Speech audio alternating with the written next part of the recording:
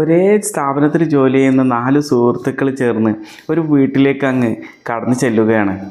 4 പേരും ആത്മാർത്ഥ സുഹൃത്തുക്കളാണ്. അതൊക്കെ ഓക്കെ.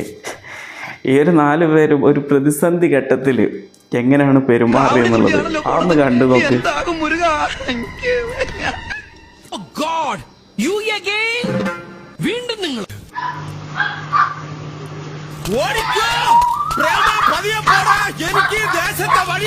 എല്ലാരും ഓടി.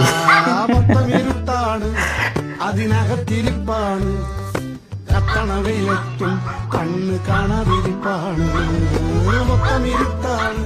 ഇത്രയും ധൈര്യം ഞാൻ എന്റെ ചാൽ ശോഭരാജ് മാത്രമേ കണ്ടിട്ടുള്ളൂ. അവസാനം ആ ഗേറ്റ് കടന്നു പോയ ആ വ്യക്തിയുടെ ബുദ്ധി കൊണ്ടൊന്നും മാത്രമാണ് ഇദ്ദേഹം അത് രക്ഷപ്പെട്ടത്.